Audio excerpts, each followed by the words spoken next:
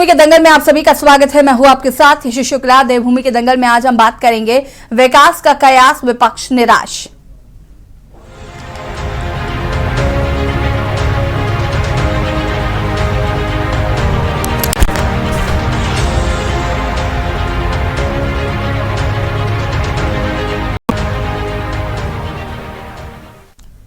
उत्तराखंड की दावे सरकार अगले साल होने वाले लोकसभा चुनाव से पहले राज्य में निवेश और रोजगार को बढ़ाने की कवायद में जुट गई है।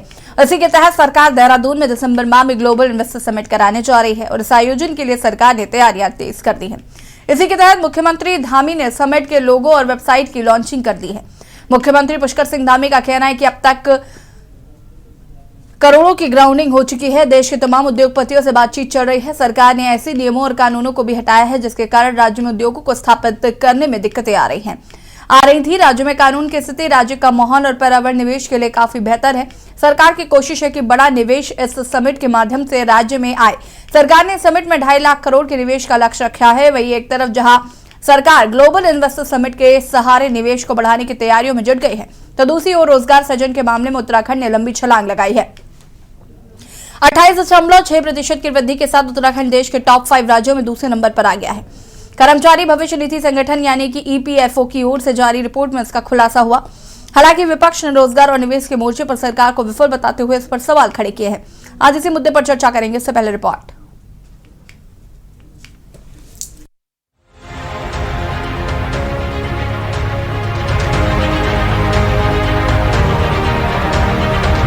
उत्तराखंड की धामी सरकार अगले साल होने वाले चुनाव से पहले राज्य में निवेश और रोजगार को बढ़ाने की कवायद में जुट गई है।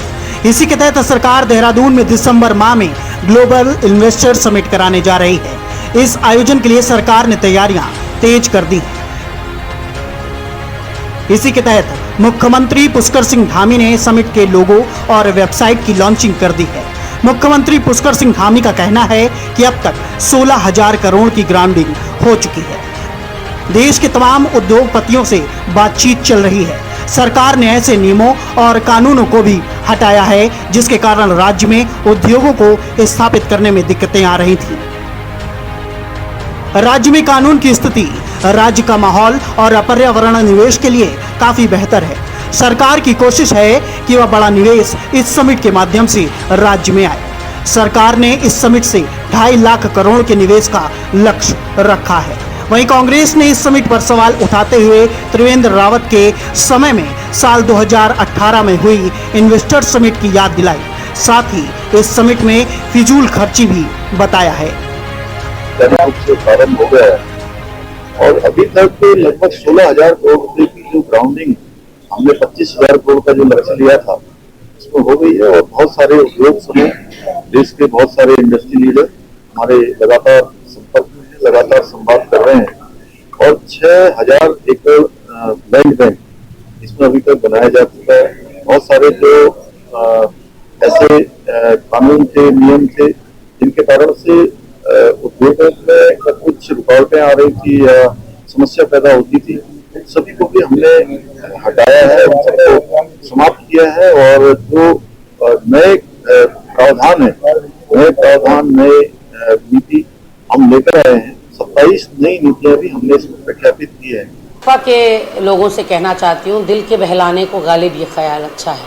हमने सुना था त्रिवेंद्र रावत जी के उसमें कि 1,40,000 करोड़ के MOU हुए हैं और धरातल पर 20,000 भी नहीं उतरा। अगर उतरा होता तो फिर हमारे युवा दर दर की ठोकरें नहीं खा रहे होते और आपकी लाठियों का भाजन न बन रहे होते। तो ऐसे में ये शिगुफे और जुमलेबाजी छोड़िए। जो इन्वेस्टर्स समिट में आप पैसा खर्च करेंगे वो लागत भी हमको वापस मिल जाए, वही गनीमत है। वहीं एक तरफ जहां सरकार ग्लोबल इन्वेस्टर समिट के सहारे निवेश को बढ़ाने की तैयारियों में जुटी है, तो दूसरी ओर रोजगार सृजन के मामले में उत्तराखंड ने लंबी छलांग लगाई है। 28.6% की वृद्धि के साथ उत्तराखंड देश के टॉप 5 राज्य में से दूसरे नंबर पर आ गया है। कर्मचारी भविष्य निधि संगठन यानी कि ईपीएफओ की ओर से जारी रिपोर्ट में इसका खुलासा हुआ है। रिपोर्ट में बताया गया है कि पिछले साल जनवरी से जून 2022 में 1,03,411 लोग फॉर्मल रोजगार से जुड़े थे, जबकि इस साल इसी अवधि में यह संख्या बढ़कर 1,33,023 पर पहुंच गई। ये करीब 28.6% है। ईपीएफओ की रिपोर्ट सामने आने के बाद इस पर भी राजनीति शुरू हो गई है। बीजेपी का दावा है कि मुख्यमंत्री धामी के ऐतिहासिक फैसलों की वजह से उत्तराखंड ने दूसरा नंबर हासिल किया है। वहीं विपक्ष ने इस रिपोर्ट पर सवाल उठाते हुए राज्य को बेरोजगारी में नंबर 1 बताया है। देखिए, ईपीएफओ ने इस बात से रिपोर्ट तैयार की है, किन बिंदुओं को लेकर की है, कहाँ सर्वे किया है, ये सब देखना पड़ेगा, तब इसमें कुछ प्रतिक्रिया दी जा सकती है। वैसे अगर आप 3-4 साल के आंकड़े निकालते हैं तो बड़ी हास्यास्पद बात है, उत्तराखंड में तो बेरोजगार घूम रहा है। रजिस्टर्ड भी है, अनरजिस्टर्ड भी है। रजिस्टर्ड अनरजिस्टर्ड सब लगा के भी करते हो तो 20 लाख बेरोजगार है इस प्रदेश में। मनरेगा की क्या स्थिति है, ये आपके सामने रोजगार सृजन कितना हो रहा है। एक मुख्य आधार मनरेगा रोजगार सृजन का है, उसमें कहीं हमें प्रगति नहीं दिखाई दी, तो उसका बजट केंद्र सरकार ने कम कर दिया है। तो कहाँ से रोजगार सृजन हो रहा है, किस तरीके से ईपीएफओ ने ये तैयार की है रिपोर्ट, ये इसका जरा विस्तार से अध्ययन करना पड़ेगा, तब कुछ कहा जा सकता है। वैसे हमारे हिसाब से तो बेरोजगारी में उत्तराखंड नंबर 1 पर है।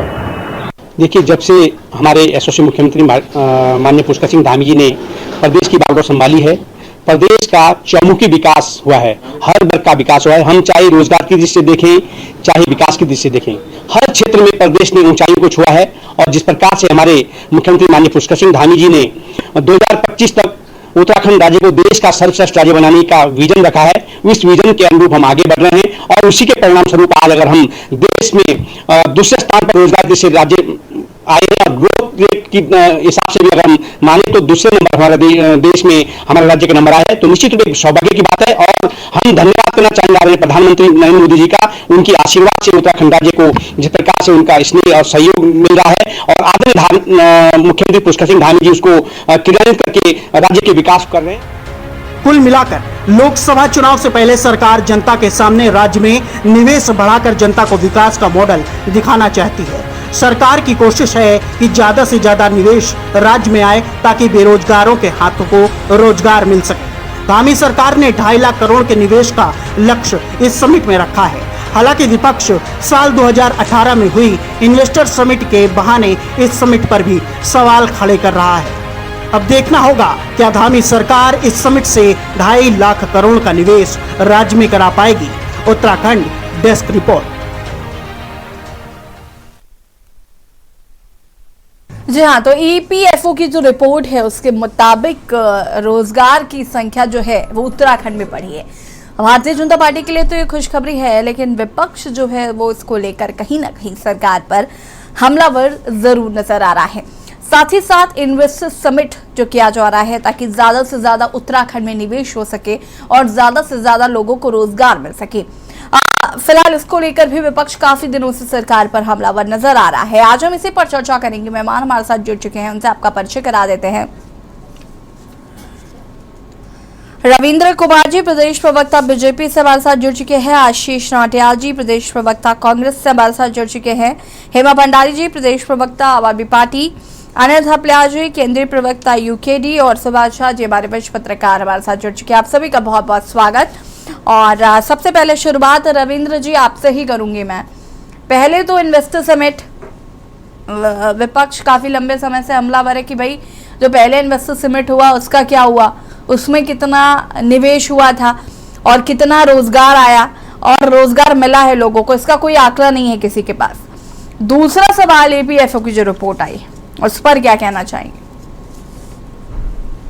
देखिए, जिस प्रकार से सबमिट 2018 में माननीय त्रिवेंद्र जी सरकार में हुआ था पहला, इससे पहले मुझे याद नहीं है कि इस तरीके का कोई आयोजन किसी सरकार ने किया हो, तो उसका असर देखने को अगर मिला है तो काफी कुछ मिला है। मैं इतना कहूं कि बहुत सारा मिला तो ऐसा नहीं है, लेकिन हाँ उसका काफी असर हमें देखने को मिला है, क्योंकि 2018 के बाद 2019-20 में जिस प्रकार से कोविड 2021 में कोविड रहा, उसका असर पूरी दुनिया में था।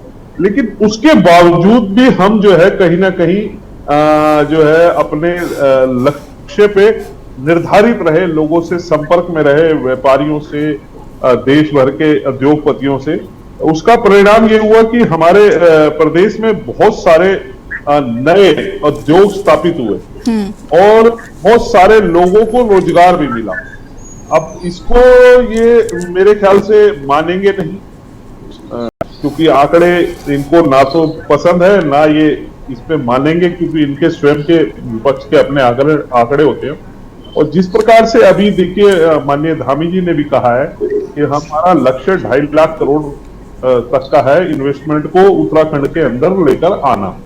देखिए किसी भी चीज की, मैं बार बार जब भी इस तरीके की कोई बात होती है तो मैं बताता हूं कि सबसे पहले किसी भी प्रदेश का, किसी भी राज्य का, किसी भी देश का, उसको सड़क मार्ग अगर उचित है तो उसके उद्योग फलीभूत होंगे, उद्योग उसके लाभान्वित होंगे, व्यापारी को भी, प्रदेश को भी और वहां के रहने वाले लोगों को भी।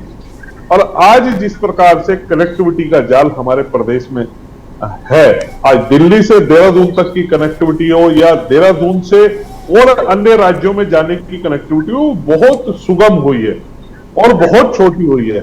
उसकी गति बढ़ी है, रोडें छोटी हुई हैं, रोडें अच्छी हुई हैं, जिसका कारण जो उद्योगपति होते हैं या उद्योग लगाने वाले लोग होते हैं वो उनको कहीं ना कहीं इंटरेस्ट रहता है। क्योंकि देखिए हमारा प्रदेश जो है वो ऐसे उद्योग लगाने के लिए है, क्योंकि बहुत सारी हमारे प्रदेश के पर्यावरण को लेकर बहुत सारी पाबंदियां हैं। हमारे यहाँ ऐसे प्रोसेसिंग के, फल फ्रूट के जूस के और बाग से जुड़े, खेती से जुड़े, ऐसे बेकरी से जुड़े कई सारे उद्योग या सर्विस सेक्टर पे भी हम फोकस करके उद्योगों को ऐसी चीजों को हम यहाँ पे इन्वेस्टमेंट करा सकते हैं। विपक्ष कह रहा है ये इन्वेस्टर समिट नहीं इवेंट है, आप सिर्फ इवेंट करा रहे हैं, पैसा बर्बाद करा रहे हैं और रोजगार आना नहीं है और उत्तराखंड का भला होना नहीं है। देखिए ना तो इससे पहले इन्होंने कोई ऐसे सबमिट करा है ना नहीं, आपने जो पहले कराया था उसका भी क्या अपडेट है? मैंने वो भी तो पूछा आपसे। अभी क्या होगा वो तो भविष्य की बात है, पास्ट में क्या हुआ वो भी तो बताएंगे ना आप। नहीं, मैं तो इनसे कह रहा हूं कि कांग्रेस के शासन काल में ना तो कोई ऐसे इन्वेस्टमेंट हुए ना ऐसे सबमिट हुए। चलिए हम तो ये भी मान लीजिए आप इवेंट भी नहीं करा पाए इस तरीके के। आपके इवेंट हमें पता है किस प्रकार के, कौन से इवेंट होते थे और किस प्रकार के आप इवेंट को प्रमुखता से देते थे, वो देश की जनता को पता और सबको पता है कि आपकी क्या होती थी। लेकिन आज जिस प्रकार से देश एक नई राह पे है और माननीय मुख्यमंत्री जी के नेतृत्व में जिस प्रकार से इस प्रदेश की प्रगति हो रही है, 2025 तक हम अग्रिम राज्य में लेकर आना चाहते हैं और कहीं ना कहीं इस देश की जीडीपी पे एक बड़ा योगदान हम देना चाहते हैं देश की ओर से। इसी का कारण है कि आज हमारे बेरोजगारी का आंकड़े में भी हमने बहुत ऊंची छलांग लगाई है। हम कहीं ना कहीं 5 ऐसे प्रदेशों में प्रमुखता से आए हैं जिसके प्रदेश के बच्चे रोजगार जो है बहुत अधिक मात्रा में प्राप्त किए। चलिए रविंद्र जी, मैं वापस आऊंगी आपके पास, जरा और लोगों की भी प्रतिक्रिया ले लेते हैं। आशीष नौटियाल जी क्या कहना चाहेंगे? ईपीएफओ की रिपोर्ट पर विश्वास नहीं हो रहा और इनका जो इन्वेस्टर समिट है उस पर भी। देखिए मैडम, चाहते तो रविंद्र भाई लोग भाजपा वाले बहुत कुछ है, चाहते तो ये भी है कि चांद पे चले जाएं या वहीं रहना शुरू कर दें, और चाहते ये भी है कि भी चले जाए। आज हम तुरंत में भी जा सकते हैं, लेकिन रविंद्र भाई चलना मत जाना, बेमाने जल जुल जाओगे, कोई फायदा नहीं है। धरती नहीं है जो यहाँ आपको बख्श रहे हम लोग। यहाँ पे मैडम स्थिति इतनी विकट कर दी है इन लोगों ने कि इन लोगों को क्या बताएं। और ये कहते हैं हम पे कौन से आंकड़े? हमारे पास मैडम धरातल के आंकड़े हैं और इनके पास आंकड़े हैं कागजों के। इन्होंने कागजों में 2 नंबर में उत्तराखंड को बोल दिया बेरोजगारी में खाली दूसरा स्थान है, तो खुशी होना था, पहला स्थान बोल लेते, आपका पहला स्थान है, आप बेरोजगार तो कोई है ही नहीं। ये लोग जो आप धरना स्थल पर बैठे हैं ये कौन लोग हैं? बाहर से आ रखे लोग हैं क्या? ये लोग जिन पे गांधी पार्क में आपने डंडे चढ़ाए वो लोग कहां से आ रखे हैं? आप आज लोगों की आवाज को बंद करना चाहते हैं, इनके अध्यक्ष को आप पकड़ के बंद करना चाहते हैं बॉबी पवार को कि आप बोलो मत कि हम बेरोजगार हैं, क्योंकि हमें नंबर 1 बनना है। जब कोई बोलेगा ही नहीं हम बेरोजगार है तो नंबर 1 खुद ही बन गए। आप बेरोजगारी से आप चाहते हैं कि जनता अपने अधिकारों की आवाज ना उठाए, जनता रोजगार ना मांग गया। बताएं किस लिहाज से बोल सकते हैं कि हम दूसरे नंबर में हैं? नहीं, ये मुझे बताइए जरा, आपने कहा कि ये इवेंट है, विपक्षी दल कह रहे हैं कि ये इवेंट है, ठीक है, इस पे पैसा बर्बाद कर रहे हैं। ये मुझे ये बताइए कि अगर ये पैसा बर्बाद कर रहे हैं, आपको ऐसा लग रहा है, लेकिन आपको थोड़ा वेट तो करना पड़ेगा ना, हो सकता है इसके सार्थक रिजल्ट्स मिले। देखिए मैडम, जिसका अतीत हमने देखा हो उस पर विश्वास कैसे करें? इनका हमने अतीत देखा है मैडम। हमने देखा है कि एक सबमिट जो हुआ था जिसमें त्रिवेंद्र सिंह रावत जी ने कर रहा था और उन्होंने कहा था कि यहाँ पे इतनी जमीन में हम इतना बना देंगे, जमीन भी फाइनल होगी, सब फाइनल हो गया, पर आज तक हमने देखा कुछ देखा नहीं। तो स्थिति बड़ी विकट है और जनता को सिर्फ 2024 के चुनाव को लेकर सिर्फ जनता को गुमराह किया जा रहा है। देखिए हम सबमिट कर रहे हैं, आपको रोजगार मिलेगा, हमने गैस सिलेंडर के दाम कम कर दिए, आप बहुत जल्दी सुनेंगे पेट्रोल के दाम भी कम होंगे और सरकार वाह वाह लुटेगी और जनता को एक बार फिर दोबारा विश्वास दिलाएगी कि हम ही आपके हितैषी हैं। पर मैं देश की जनता को कहना चाहूंगा, ये सब जो कारण है वो इंडिया का है, वो सब कारण इनके एक जो हमारा गठबंधन है उसका है, जिसके कारण ये लोग डर चुके हैं। इनको रात को भी सपने में इंडिया ही इंडिया दिखता है, जिस इंडिया के नाम पे आपने सरकारें बना दी कि हम देश के लिए करेंगे। आप देश के साथ आपने क्या छलावा करा वो दुनिया ने देखा है, देश देख रहा है। तो आज इंडिया से डर के हमारे, और अच्छी बात है आप इंडिया से डर के, कम से कम जनता का कुछ तो भला होगा, कुछ महीने तो आपके कारण भला होगा, क्योंकि आगे तो आपने नहीं आना, ये तो निश्चित है। जब हमारे पास 60% वोट बैंक है, आपके पास 40% वोट बैंक है और आने वाले टाइम पे ये वोट बैंक आपका और गिरेगा और इंडिया मजबूती के साथ देश के अंदर सरकार बनाएगी। बेरोजगारों के हित के लिए हम लोग काम करेंगे, देश के हित के लिए काम करेंगे, इनकी तरह जुमलेबाजी नहीं करेंगे जो ये लोग कर रहे हैं और कागजों में अपने आप को दूसरा नंबर का दिखाते हैं, सफाई में अपने आप को पहला नंबर का बोल देते हैं कि सफाई में देहरादून 1 नंबर का हो गया। देखिए क्या गंदगी के भंडार भरे पड़े हैं, ये सफाई में नंबर 1 है। गड्ढा मुक्त की बात करते हैं, गली गली में इतने गड्ढे हैं कि सड़क गाड़ियां आवाज करने लगी है, हर जगह गड्ढे, कहां गड्ढे नहीं है। तो ये हर चीज में नाकाम है। अतीत को देखते हुए हम इन पे विश्वास नहीं कर सकते। हेमा भंडारी जी क्या कहना चाहते हैं? सरकार की इस घोषणा का भी हम स्वागत करते हैं और क्योंकि लगातार हम स्वागत ही करते आए हैं। हवाई जो घोषणाएं होती हैं तो यहाँ पर जो है ये भी हवाई घोषणाएं, तो स्वागत तो करेंगे कि सोच रहे हैं कि घोषणा करें। अब धामी सरकार जो है पहले भी, इसलिए मैंने तो इनका नाम अब घोषणा सरकार रख दिया कि मैं अब घोषणा सरकार कहूंगी, क्योंकि धामी जी एक के बाद एक घोषणा, एक के बाद एक घोषणा, और धरातल पे कितना काम हो रहा है वो सबको पता है। इनकी जो कथनी और करनी है इसमें बहुत अंतर है। बड़ी बड़ी योजनाओं की बात करते हैं, बड़ी बड़ी घोषणाओं की बात करते हैं और पहले से जो आप ये पूछिए ना इनसे कि अब जो ये ग्लोबल इन्वेस्टर समिट कर रहे हैं, अभी पहले से ही यहाँ पर जो उद्योग चल रहे हैं वो बंद होने की कगार में है। 2005 में जब सिडकुल आया था तब 70% रोजगार देने की बात कही गई थी कि उत्तराखंड के युवाओं को 70% रोजगार देंगे, लेकिन क्या हुआ, उत्तराखंड के युवा तो पलायन कर रहे हैं। तो ये किसका भला कर रहे हैं? और जो रिपोर्ट है कहते हैं ना कि मुद्दाई भी हम और गवाह भी हम, तो हम तो इनकी रिपोर्ट पे कैसे विश्वास करें? इनके तो सब इन्होंने ऐसे अपने हाथ की कठपुतली बना लिए हैं।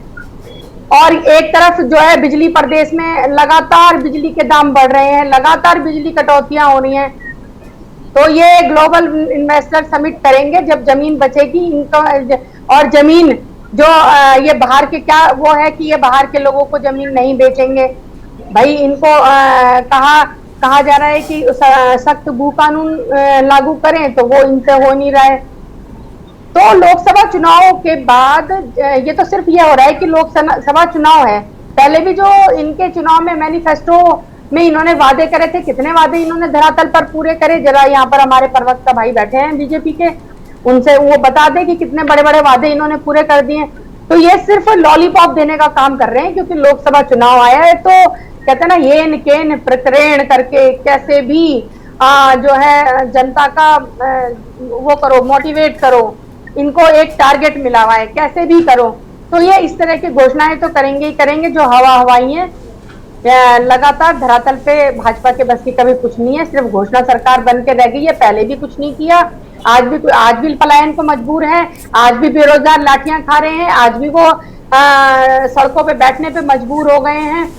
तो जब पलायन ही नहीं रुक सकता तो किसको रोजगार, उत्तराखंड के युवाओं को कहां से और कहां से कहते हैं कि अब तो 2025 में नंबर 1 बनाएंगे, कैसे बन जाएगा? आज भी वही हालात है, बल्कि 2000 से पहले अच्छे हालात थे, आज तो बद से बदतर स्थिति हो गई है प्रदेश की। चलिए, मैं वापस आऊंगी आपके पास। अनिल थपलिया जी, क्या कुछ कहना चाहते हैं?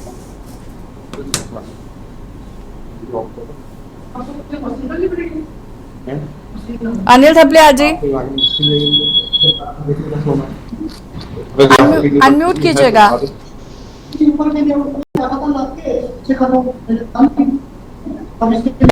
हाँ जी जी, मैं ये कहना चाहूंगा कि वर्तमान सरकार द्वारा जो अभी चर्चाएं हो रही थी कि ग्लोबल इन्वेस्टर मीट लेकर के 2023 के दिसंबर में, ये एक बहुत बड़ा अवसर और सौभाग्य है उत्तराखंड राज्य का। कि अच्छी बात है आप करा रहे हैं और इस पे कई डिबेट्स में भी बात हो चुकी है, लेकिन 2018 की यदि हम रिपीट कर रहे हैं तो उसमें कितने उद्योगपतियों ने यहाँ पे इन्वेस्टमेंट करके के कितने उद्योग लगाए हैं, कितने हमारे पर्यटन स्थल को डेवलपमेंट किया है, या हमारी जो अन्य व्यवस्थाएं उनको दूर करके जो उद्योग वगैरह लगाए हों, या जिसमें किसी को रोजगार मिला हो, या प्लान पर अंकुश लगा हो, या अन्य किसी भी प्रकार के, ये मेरी समझ में नहीं आता है। ये लोग ये चीज को कर रहे हैं, बहुत अच्छी बात है, इसका समर्थन है, उनकी योजना है, लेकिन ये धरातल पे हो ना, ये केवल कागजों में लिखित ना हो। और सबसे बड़ा दुर्भाग्य इस उत्तराखंड का ये है कि ये अपनी जो क्षमताएं उनको समझते नहीं, क्षमताओं से दूर काम करते हैं लोग, जो वर्तमान सरकार हो या जो पूर्व में सरकार रही है। अरे भाई, आप अगर इन्वेस्टमेंट ग्लोबल इन्वेस्टमेंट मीटिंग कर रहे हैं तो उसके लिए आपने कुछ तैयारियां की होंगी, कुछ एक्शन प्लान बनाए होंगे, कुछ स्ट्रेटेजीज तैयार की होगी, तो आप जनता के सामने या अन्य विपक्ष के सामने या किसी के सामने क्यों नहीं बताते हमने ये काम यहाँ इतना इतना इन्वेस्टमेंट होगा, ये उद्योगपति यहाँ करेगा। हमारे पास पर्यटन एक ऐसा, उत्तराखंड एक ऐसा राज्य है जो पर्यटन का सबसे बड़ा रोजगार का साधन है। अगर आप चाहें तो उसमें हमारे पास जैसे ओली है, बरसों है, अपना चोपता है, कई मैंने पिछले डिबेट्स में भी कहा था कि अगर इसमें यहाँ इस जगह ये कुछ इन्वेस्टमेंट कराएं तो कहीं ना कहीं पलायन पे अंकुश लगेगा। और बीजेपी को पलायन बोल करके बहुत ज्यादा आक्रोश हो जाती है। मुझे ये समझ में नहीं आता है, इनके पास जो आंकड़े आते हैं पलायन के या बेरोजगारी के, ये कहां से नकल करके लाते हैं, कहां से उतार के लाते हैं, किस अखबार की टिप्पणी से लाते हैं? अरे भाई, आप एक्चुअल डिपार्टमेंट से पूछे ना, आपके यहाँ कितने रजिस्ट्रेशन हुए बेरोजगारों के, कितने वो हुए, कितने ये, मतलब एक हकीकत मूलभूत सुविधाओं पे आपने क्या काम किया भाई? आपको 7 साल हो गए हैं सरकार में, और 7 साल में ऐसे कुछ बताइए ना कि आपने क्या किया है उत्तराखंड के लिए। बहुत कुछ किया है, ये भी मैं मानता हूं, ये भी यूपीटी समर्थन करती है कि कुछ चीजों में इन्होंने बहुत अच्छी चीजें की हैं, लेकिन इनके देन नहीं है, ये केंद्र सरकार की देन है। अभी जो आपदा का बजट आया था उसमें इन्होंने किसी को बताया कितना पैसा कहां लगेगा, कितना पैसा कहां लगेगा? ये इनके पास कोई एक्शन नहीं है, कोई प्लान नहीं है। स्वागत है। और देवभूमि के दंगल में आज हम बात कर रहे हैं एक और जहां भारतीय जनता पार्टी यानी कि उत्तराखंड की बीजेपी सरकार एक और जहां पर इन्वेस्टर समिट करा रही है, साथ ही साथ तैयारियां जो है वो काफी तेज कर दी गई हैं, काफी पैसा खर्च किया जा रहा है। उम्मीद है कि ज्यादा से ज्यादा निवेश आएगा तो उत्तराखंड के लोगों को ज्यादा फायदा होगा, रोजगार मिल पाएगा, जो लोग भटक रहे हैं पलायन इससे रुक पाएगा, तमाम चीजें हैं। अगर रोजगार बढ़ता है तो विपक्ष लगातार हमलावर हो रहा है, क्योंकि इससे पहले जो इन्वेस्टर समिट हुआ उसका क्या आधार रहा, उसमें कितना निवेश आया, उसमें क्या किसी तरीके की कंपनियां प्लांट हुई, कितना उद्योग लगा, ये तमाम सवाल थे जिनके जवाब नहीं मिले। और दूसरी बात ये भी है कि अब अगर निवेश आता है तो क्या बाहर के लोगों को रख लिया जाएगा, क्या उत्तराखंड के लोगों को अहमियत मिलेगी, ये विपक्ष के सवाल है।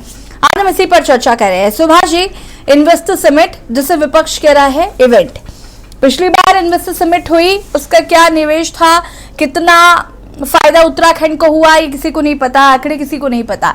लेकिन इस बार उम्मीद हम भी लगा रहे हैं कि शायद धामी सरकार में कुछ बेहतर उत्तराखंड के लिए हो पाएगा। साथ ही साथ जो ईपीएफओ की रिपोर्ट है कि 28.9 समथिंग रोजगार जो है वो बढ़ा है, इस पर भी मैं आपका रिएक्शन चाहूंगी।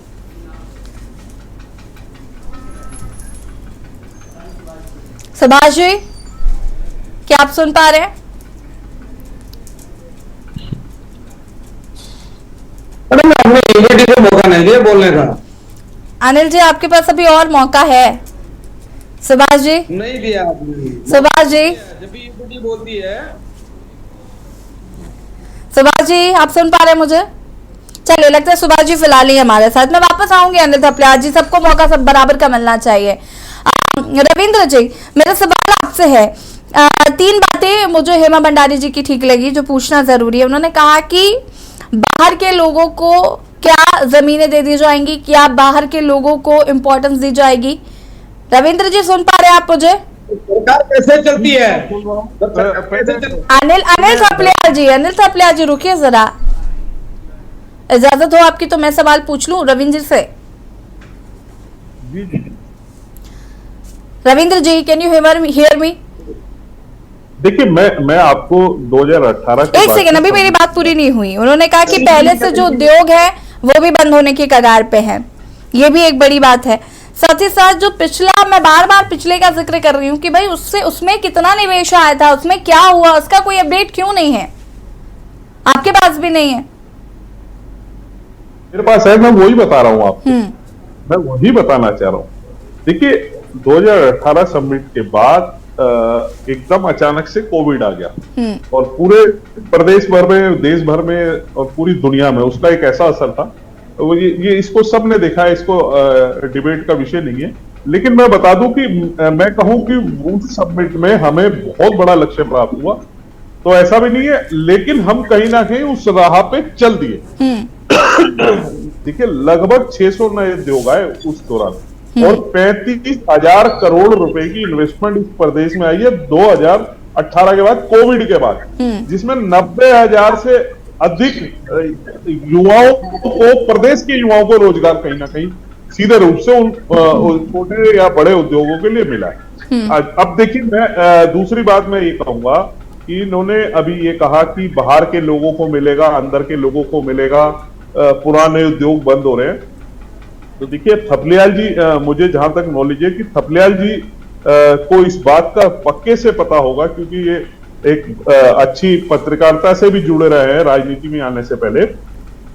90 के दशक में इस उत्तराखंड के अंदर, खास करके देहरादून, लाल तप्पड़, विकासनगर और हरिद्वार में बीएचईएल से लगती हुई टीबड़ी वगैरह में बहुत अच्छी अच्छी एंसिलरीज थी, छोटे उद्योग थे, बढ़िया उद्योग धंधे चलते थे। यहाँ पे मोबे वाला देहरादून में, मुझे आज भी याद है यशी जी, 5 बजे जिस समय हूटर बज के छुट्टी होती तो साइकिलों की और लोगों की भीड़, चाहे लड़के हों चाहे लड़कियों, ऐसा तमाम रेला छूटता था, देखने में आनंद आता था।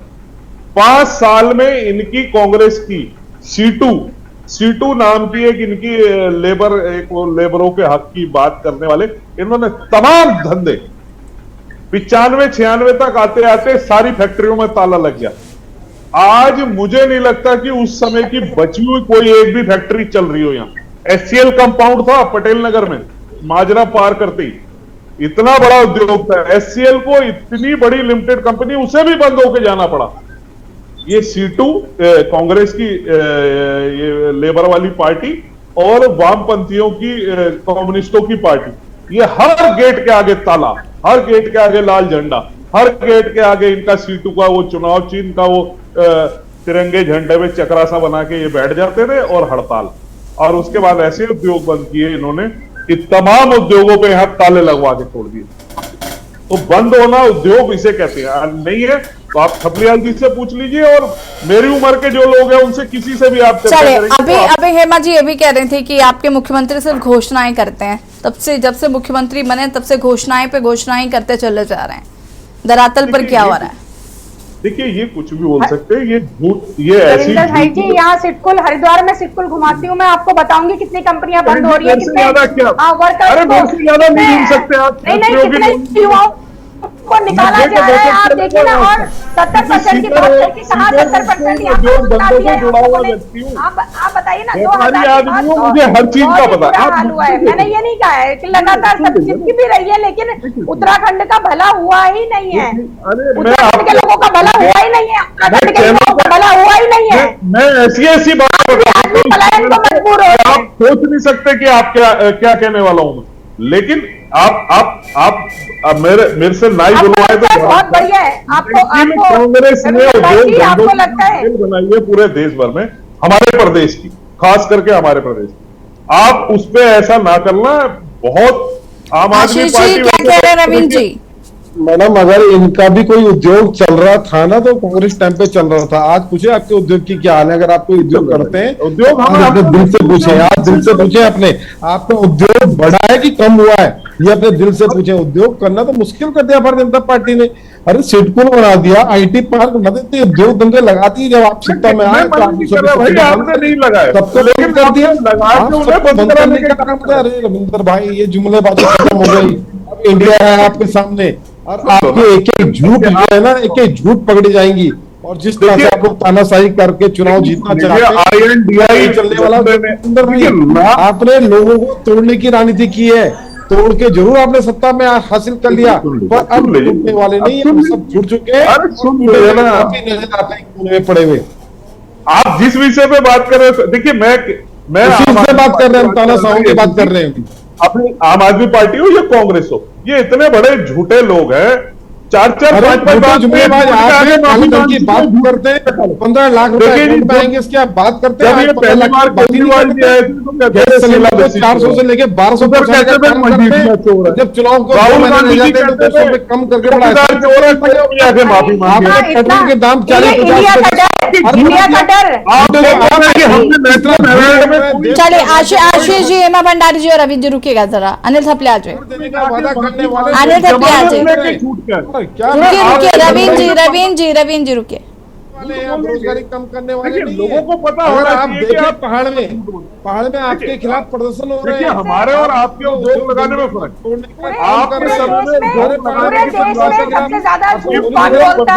गवर्नमेंट नहीं दिख रहा। आपकी फैक्ट्री खोल दी जाए, डेनिस नाम की आपने फैक्ट्री शराब खोल की दी दुकानों की जाए, बात बहुत बढ़िया और कहाँ? कर दी। गंगा किनारे, किस तरह संगम किनारे, कर्णप्रयाग में। रविंद्र जी आशीष नाटियाल जी रुकिएगा जरा। आपकी बात आप कर रहे हैं, 48 दुकानें शहर के अंदर खुलवा दी इन्होंने। हर गली में शराब लेने चले जाओ, चाहे कोई भी हो, कोई दिक्कत नहीं है। कितना इन्होंने इजी कर दिया शराब को। अरे भाई, बताएं, शराब के सौदागर आप लोग। आशीष जी रुकिए जरा। रविंद्र जी एक एक करके बोलिए प्लीज। अनिल थपलियाल जी। जी, मैं ये कहना चाह रहा हूँ कि इनकी आपसी लड़ाई में देश का तो बेड़ा गर्क हुआ ही हुआ है, लेकिन प्रदेश का क्यों कर रहे हो भाई? एक छोटा सा राज्य है, 13 जिलों का राज्य है। अरे मेरे भाई, मेरे आपसे निवेदन है कि हम लोग मैं यूकेडी के दल सदस्य के नाते नहीं, व्यक्तिगत नाते से भी बोल रहा हूँ कि मेरी मूलभूत सुविधाओं पे कब कार्य करेंगे आप?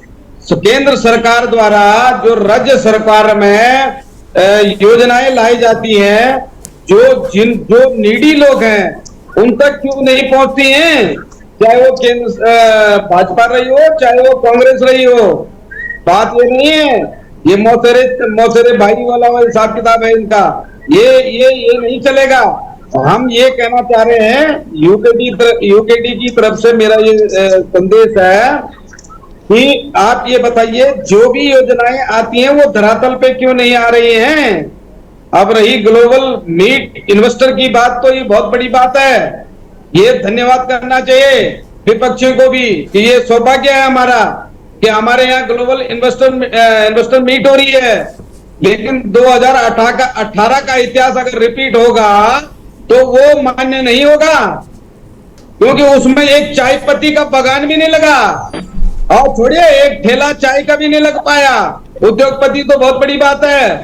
अब 2023 में यदि दिसंबर में आप ला रहे हैं उन सब लोगों को और हमारे पैसे का यूटिलाइज करेंगे, जनता के पैसे का यूटिलाइज करेंगे, 2.5 लाख का आपने 2.5 लाख 100 करोड़ का आपने जो है बजट रखा है इन्वेस्टमेंट का, निवेश करने का, और अग्रिम अन्य राज्यों में अग्रिम राज्य क्या नाम है विकसित करने का लक्ष्य लिया है।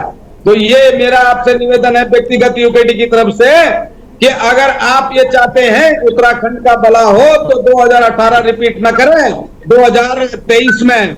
एक बात, दूसरी बात, आपने मूलभूत सुविधाओं पे कोई भी कार्य नहीं किया है, चाहे वो वर्तमान सरकार हो चाहे वो पूर्व सरकार रही हो। आपसी लड़ाई में आपने जनता को चक्की का आटा बना दिया, जो खाए वो खा दे, गरीब से लेकर अमीर। चलिए अनिल जी मैं वापस आऊंगी आपके पास। अनिल जी रुके जरा,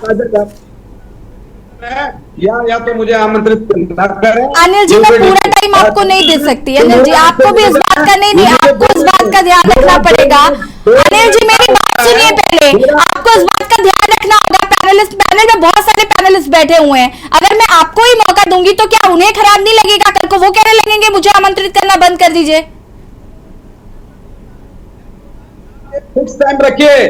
आप यूकेडी को बहुत बाद में मौका देते हैं और कैलकुलेशन के लिए देते हैं। मैं ये भी अनुमान करता हूं यूकेडी क्षेत्रीय दल है, श्रेष्ठ दल है, और उसने हमेशा उस सरकार ये क्या नया राग शुरू कर दिया है क्या यूकेडी ने? आजकल हर प्रवक्ता आता है वो कहता है कि हमें इंपॉर्टेंस नहीं मिल रही है। हमने कभी भी यूकेडी को अलग नहीं समझा, हमने हमेशा कभी भी ये डिबेट की है यूकेडी के प्रवक्ता को उतना ही महत्व दिया है जैसे कि और प्रवक्ताओं को दिया है। और इस पैनल में बैठा कोई भी व्यक्ति मुझे ये कह दे कि अनिल थपलियाल जी को कम वक्त मिला है, ऐसा हो ही नहीं सकता। और सबसे ज्यादा वक्त आपको मिला है अगर मैं काउंट करूं तो। मुद्दों पे बैठो ना, मुद्दों पे बैठो। एक दूसरे को क्यों बता रहा है कि तू 70 साल राज किया, वो नहीं किया, तू ये क्या? अरे छोड़ो ना, जो हुआ तो हुआ, वर्तमान की बात करें, भूतकाल भूल जाएं, वर्तमान में क्या होना वो बताएं ना।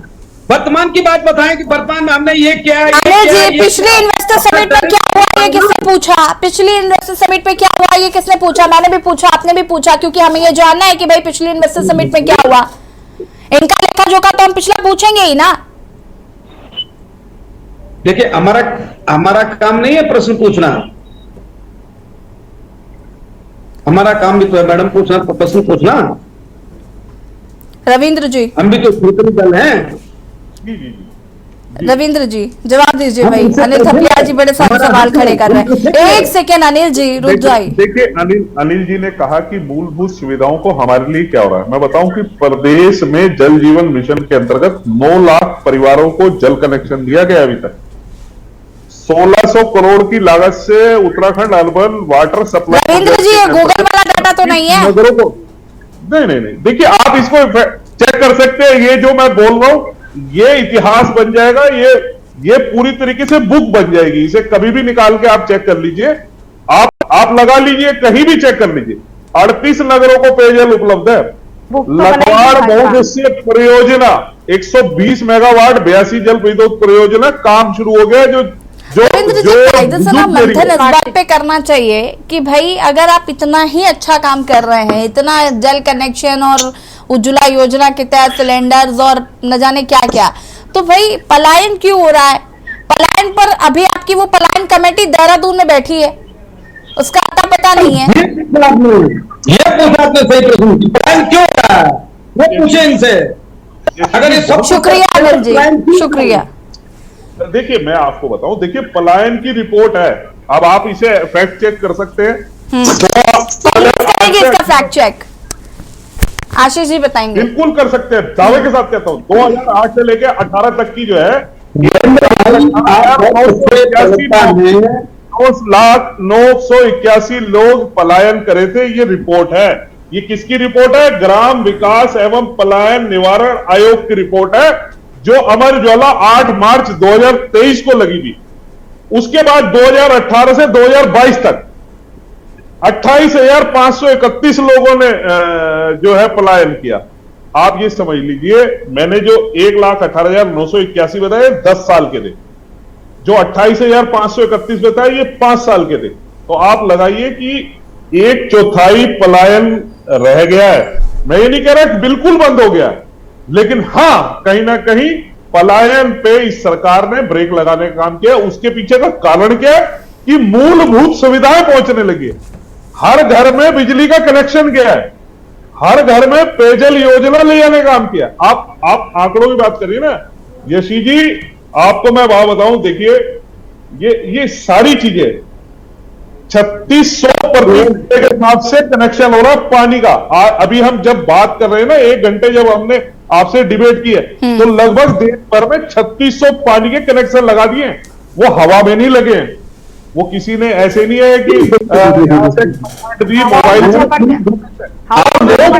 रविंदर भाई को हम भी बोल रहे हैं, लेकिन मूलभूत सुविधाओं में केवल पानी। मूलभूत सुविधाएं भैया, ये मूलभूत सुविधाएं ही आती है। अब मूलभूत सुविधाओं में केवल पानी और भोजन की नहीं है। आपकी फिर मुझे आपकी समझ पे और आप पे प्रभु प्रणाम करने का मन है।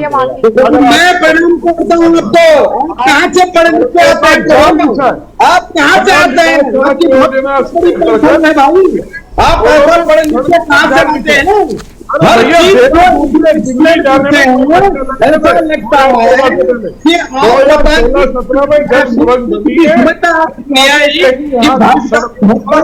कि और कोई स्कूल है क्या? कोई आपका कॉलेज है क्या? कोई छोटा इंस्टीट्यूट है, कोचिंग इंस्टीट्यूट है? प्रदेश हित में बात करेंगे, हम प्रदेश हित में बात करेंगे, हम व्यक्तिगत बात पर करेंगे। आप सत्यपाल जी आप नहीं समझेंगे, फिर आप रविंद्र जी रुकिएगा। सुभाष झा जी, क्या आप मुझे सुन पा रहे हैं? सुभाष जी क्या कुछ कहना चाहते हैं? इन्वेस्टर समिट को इवेंट कहा जा रहा है, लेकिन सरकार ये दावा कर रही है कि इन्वेस्टर समिट जो है वो कहीं ना कहीं उत्तराखंड के लिए लाभ लेकर ही आएगा। दूसरी बात, ईपीएफओ की रिपोर्ट पर भी मैं आपका रिएक्शन चाहूंगी।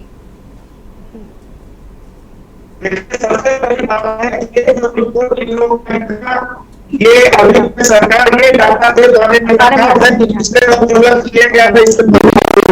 क्या हुआ? सुभाष जी को फोन पर जोड़िए प्लीज। सुभाष जी की आवाज नहीं आ पा रही है।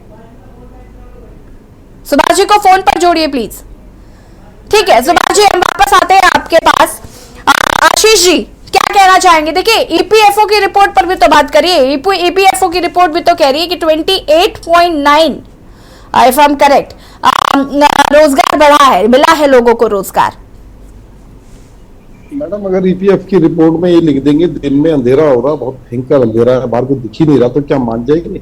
आप देखिए बाहर तो बच्चे मार खा रहे हैं। जो कह रही है आप मान रहे हैं ना कि आयुष्मान योजना में घोटाला हुआ, रिपोर्ट में जो आया वो आपने माना ना? बेईमान लोग हैं ये, इतने बेईमान लोग हैं। आप बताएं मैडम, अभी बता रहे थे इन्होंने हमें पानी दिया, इससे पहले तो जनता ने पानी नहीं दिया। इससे ज्यादा क्या पानी दिया? आपके डिबेट शुरू होने से पहले चंद्रयान को बता रहे थे 14 के बाद लोगों ने पानी पीना तो ये कह रहे हो कि चांद पे पहुंचा ही नहीं चंद्रयान। हमने कनेक्शन दिए पानी के। रविंद्र जी बीच में नहीं। रविंद्र भाई पानी हर किसी ने पिया है, पहले से पीते हुए आए। हो सकता है आप लोग 2014 से पहले पानी ना पीते हो। अरे सड़कों में लगे रहते थे नल, घर में नल का पानी, सड़कों में नल लगे होते थे। तो साहब कह रहा हमारे घर में नल नहीं था, हम देहरादून शहर में रहते हुए नल का नहीं था हमारे घर में, मतलब पानी आता था, बोरिंग की तरह रखी थी। रविंद्र जी बीच में please. Ravindra ji I am warning you. क्या 2014 से पहले इनके घरों में बिजली नहीं थी? अरे 100 वाट के बल्ब जला करते थे, भूल गए आप? अरे भैया वोल्टेज नहीं, बल्ब उतरे रविंद्र जी जिस कमरे उस कमरे की लाइट कितने सालों से बैठ रहे हैं मेरे डिबेट में, उसके बाद भी इस तरीके की चीजें करते हैं। 250 रुपए जो आता था आज वो बिल 2,500-3 हजार रुपए आ रहा है। कैसी बात कर रहे हैं रविंदर भाई? आज तो ऑटोमेटिक चीजें आ गई है, फ्रिज भी पावर नहीं लेता अब तो, और वो दो। चले आशीष जी, मैं आती हूँ आपके पास, जरा सुभाष जी का रुख कर लेते हैं। सुभाष जी अपनी बात को पूरा कर लीजिए अगर आप सुन पा रहे हैं मुझे तो। सुभाष जी से फिर से संपर्क टूट गया है। हाँ जी सुभाष जी आपकी आवाज आ रही है, आप अपनी बात को पूरा कर सकते हैं। मेरा सवाल वही, ईपीएफओ की रिपोर्ट और दूसरा इन्वेस्टर समिट जिसे इवेंट किया विपक्ष, देखिए, सबसे बड़ी बात है कि मुझे लगता है कि सरकार इस बार भी लगता है कि पूरा का पूरा ये सिवाय स्टंटबाजी के और सिवाय जुमलों के इसके अलावा कोई काम नहीं होगा धरातल पर। अभी हमारे भाजपा के प्रवक्ता जी बोल रहे थे कि इतना जो है कांग्रेस के समय में ये और वो कोई ग्लोबल समिट नहीं हुआ, तो मैं बता दूं कि कांग्रेस के समय में 50 लाख करोड़ रुपए का था इस देश पर, और आपके इस 9 सालों में 1.5 लाख करोड़ रुपए हुए। आखिर ये 1 लाख करोड़ रुपए कैसे बढ़ गया 9 सालों में, जबकि 50 साल 70 साल आप करते हैं, मात्र 50 लाख करोड़ कांग्रेस के समय में हुआ था। उसके बाद इस 7 सालों में जो तमाम एजेंसियां हैं वो पलायन किया, आखिर इसके लिए क्या कांग्रेस को जवाब नहीं देंगे आप? सवाल ये उठता है महोदय कि आप लोग गंभीरता से ये जरूरत को महसूस कीजिए कि ये 1% और 1.5% का डाटा ये बहुत बड़ा डाटा नहीं है। सीधी सी बात यह है कि इससे पहले आपको होमवर्क करना चाहिए था। मुझे लगता है कि ये ग्लोबल समिट जो हो रहा है ये भी एक सिवाय खाना पुष्टि के कुछ नहीं रह जाएगा, ये इवेंट बन करके रह जाएगा। आप सबसे पहले उसके लायक माहौल देने के लिए आपने क्या व्यवस्था की है? जो इंडस्ट्रियां बसेंगे उनके लिए आपने जमीन की क्या व्यवस्था की है? वो कहाँ रहेंगे? पहाड़ पे जाएंगे, मैदान में जाएंगे, उधम सिंह नगर, विकास नगर, हरिद्वार यहाँ जाएंगे या फिर पिथौरागढ़ जाएंगे, उत्तरकाशी जाएंगे, कहाँ जाएंगे? सवाल ये उठता है कि इसके गंभीरता से सरकार को जो काम करना चाहिए था उससे पहले मुझे लगता है कि सरकार ने ये काम नहीं किया है। ठीक है, रविंद्र जी जवाब। देखिए, मैं कुमार चाची की बात पे कोई टिप्पणी नहीं करना चाहता। अब इन्होंने अपनी कोई बात कही है तो ये इनका अपना तर्क हो सकता है, लेकिन मैं इतना जरूर कहूंगा कि ऐसे जागरूक लोगों की वजह से हम जो है, क्योंकि जब विपक्ष हो या रविंद्र जी कवर करने की जरूरत नहीं है। नहीं कवर नहीं कर रहे। जब हमारे पे सवाल उठाए हैं तब हम सफलता की सीढ़ियां चढ़े, और हमें ये ऐसे लोग जो है सदैव जागरूक रखते हैं। अगर हल्की फुल्की हमें झपकी भी आ जाए तो ऐसे लोग झंझोड़ के हमें उठाने का काम करते हैं। सुभाष जी शुक्रिया आपका, आप हमें इसी तरीके से झंझोड़ते रहे, जगाते रहे। हम लेकिन अपनी जो काम है उसमें निरंतर आगे बढ़ते रहेंगे और उस काम को सफलतापूर्वक पूरा करेंगे। सुभाष जी संतुष्ट नजर आ रहे हैं जवाब से। सुभाष जी अनिल थपलियाल जी मैं लास्ट में यही कहना चाहूंगा, यदि अपने वर्तमान सरकार से निवेदन है, मेरा विनती है दल की तरफ से, यूडीडी की तरफ से, भैया जो कमिटमेंट जनता से करते हो स्थानीय जनता से उसको पूरा करें और जुमलों में न जिए और सपने ने दिखाए उत्तराखंड जनता को। तो उनसे निवेदन है, मेरा विनती है यूडीडी की तरफ से एक बहुत बड़ा निवेदन है कि आपको आप जो भी कार्य करें, अब जो भी कदम उठाए राज्य हित में उसको धरातल पे लाएं और केंद्र सरकार द्वारा जो योजनाएं राज्य सरकार को दी जाती हैं ग्रामीण स्तर पर विकास हेतु के लिए उनको करें और जो व्यक्ति जिनको उनकी जरूरत है वहां तक पहुंचाएं। हेमा भंडारी जी फटाफट अपनी बात को पूरा करिए। ठीक है अनिल जी, वक्त की कमी हो चुकी है। हेमा भंडारी जी जी यशी जी, मैं तो लास्ट में यही कहूंगी कि ये खाली पैसा बर्बाद करना, ये इवेंट करना, इससे ज्यादा तो ये रोजगार दे। और बड़ी बड़ी बातें रविंदर भाई ने यहाँ पर कही, बड़े बड़े वो गुणगान जैसे कि करते हैं, भाजपा के प्रवक्ता एक जैसे गुणगान करते हैं वो लाके अपनी चिप में। लेकिन जो हालात हैं, कह रहे हैं कि पानी के कनेक्शन, आज जो है खेती करना इतना मुश्किल हो गया है। सुअर, मैं क्योंकि मैं अपनी ही टिहरी गढ़वाल की बात कर रही हूँ क्योंकि मैं वहीं के रहने वाली हूँ, तो सुअर ने आके सारी खेती बाड़ी वो कुछ उगा नहीं सकते हैं वहां पर, उस पर कोई पाबंदी नहीं लगाई गई है, चाहे वो बंदरों से सब कुछ। मतलब वहां पहाड़ के लोगों को तो देखना बिल्कुल नजरअंदाज करके रख दिया है और बड़ी बड़ी बातें करते हैं कि हमने ये कर दिया वो कर दिया। ऐसा कुछ नहीं, ना वहाँ स्कूल है ना वहाँ अस्पताल है। आशीष नौटियाल जी 20 सेकंड्स। निश्चित ही रविंद्र भाई ने माना कि लोगों को झपकी आ रही है और हम मानते हैं झपकी नहीं, आपको नींद आ चुकी है। लेकिन आपको 3 साल उठना होगा क्योंकि आपको जनता ने चुना है 5 साल के लिए। 2 साल आपने झपकियों में ले लिए, 3 साल और गुजार लो, उसके बाद आप परमानेंट सो जाना, उसके बाद हमें कोई दिक्कत नहीं है। उसके बाद हम लोग सत्ता संभालेंगे और निश्चित ही देश और राज्य के लिए काम। चलिए, आप सभी का बहुत बहुत शुक्रिया चर्चा में शामिल होने के लिए। और देवभूमि के दंगल में आज हम बात कर रहे हैं इन्वेस्टर्स समिट जो कि उत्तराखंड में आयोजित की जा रही है। और ऐसे सरकार का मानना है कि इससे उत्तराखंड में निवेश आएगा और उत्तराखंड में के लोगों को रोजगार मिल पाएगा, जिससे बहुत सारी समस्याएं जो उत्तराखंड की है वो धीरे धीरे परेशानियां जो है वो कम हो पाएंगी। साथ ही साथ ईपीएफओ की जो रिपोर्ट आई जिसमें 28.9 लोगों को रोजगार मिला है, एक आंकड़ा जो है वो काफी बढ़ के आया है। इसको लेकर कहीं ना कहीं भाजपा सरकार जो है वो अपनी पीठ थपथपाती हुई नजर आ रही है। देवभूमि के दंगल में फिलहाल इतना ही। देखते रहिए के न्यूज़ इंडिया। नमस्कार।